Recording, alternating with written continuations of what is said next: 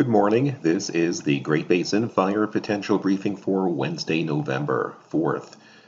Fire potential impacts for today. We do have some wind issues up in the higher terrain of Idaho today and tomorrow, a little bit down into southern Utah and the Arizona Strip. Some of that wind further north is coming with marginally dry fuels in some southern western aspects and lower elevations. However, the big wind day will be Friday. In this area of Brown, we could see gusts of 50 plus miles per hour. Humidity will be gradually rising across the west where we have showers across parts of western Nevada and northwest portions of our Idaho zones.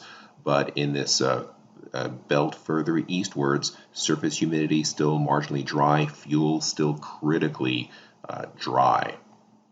Looking at the past 24 hours, we did have on the right-hand side another swath of lightning with not much precipitation here on the left-hand side, so additional fire starts still possible, believe it or not, from dry lightning in early November.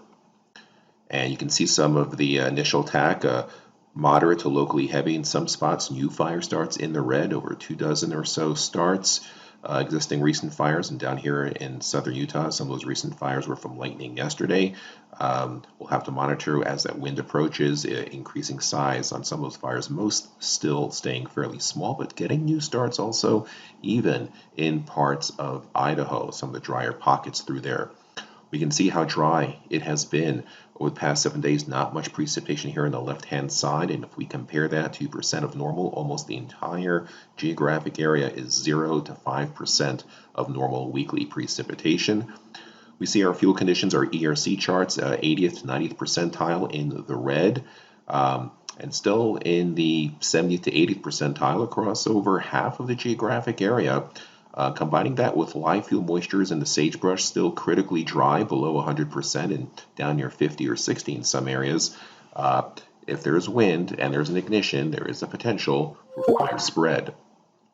We look now at the 10-hour fuels, and you can see them critically dry, 3 to 4% in the area in red, and marginally dry, still 5 to 6% in the area in pink. So you can see that dryness extends well up into central and eastern portions of the Snake River Plain of Idaho. 100-hour fuels, critically dry, down below 5%, still unusually dry across western and southern areas, and still in the single digits across just about the rest of the geographic area. Very unusual for those 100-hour fuels to be this dry this late in the season. Satellite imagery shows a high-pressure ridge building in off the Pacific and into parts of California, into the Great Basin. For now, the storm system stays to the north here in the Gulf of Alaska, but between this low and more moisture pushing it off the Pacific, this will be our weather changer with more wind and eventually more precipitation for the area. So a little bit of everything, a little subtropical moisture well down south towards the Baja area.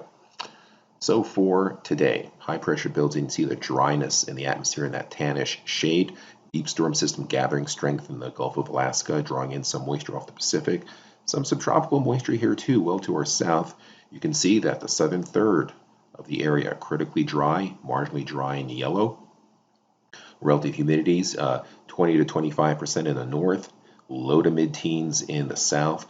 Winds here on the left fairly light, except in Idaho, 20 to 30 mile per hour gusts possible.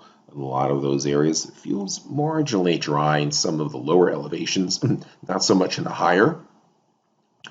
As we go into Thursday, excuse me, we do see that the high pressure ridge builds in with more warmth, more dryness across the eastern and central portion of the Great Basin, and actually all of the Great Basin, but a strong, powerful cold front now poised just north of our region. That will start increasing the winds. You see those winds increasing first across Idaho, maybe a little bit along the Nevada Idaho border. You can see the relative humidity similar, maybe even a touch drier. Teens even in up parts of Idaho, low to mid-teens further south.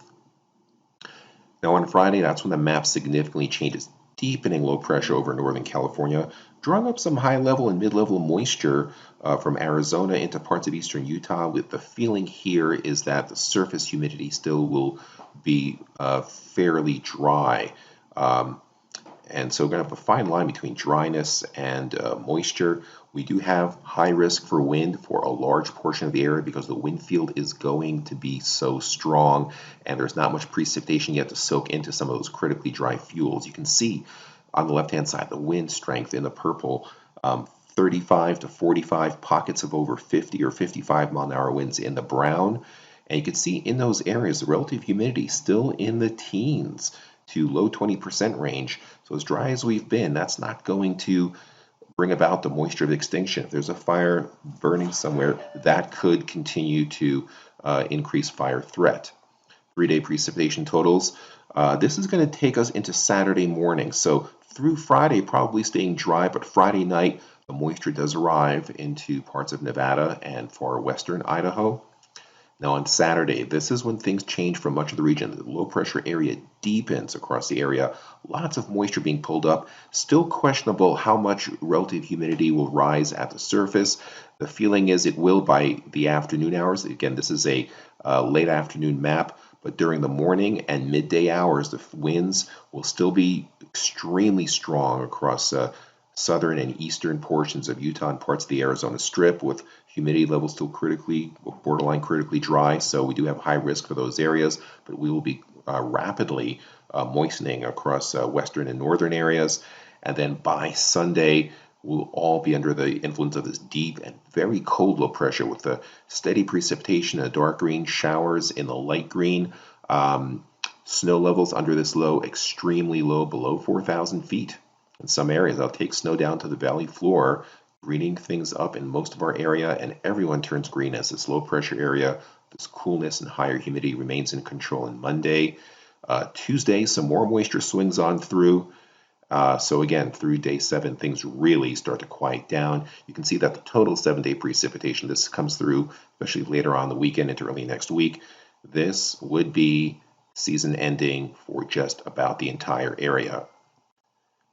The 8 to 14-day outlook shows continued colder to much colder than normal across all of the Great Basin, also wetter than normal. So it looks like the next 2-3 days with the dryness and the strong winds will be our last big threat of the fire season, but it could be something significant we do have to watch. This concludes our briefing. Have a great day. These briefings will continue through Friday at least.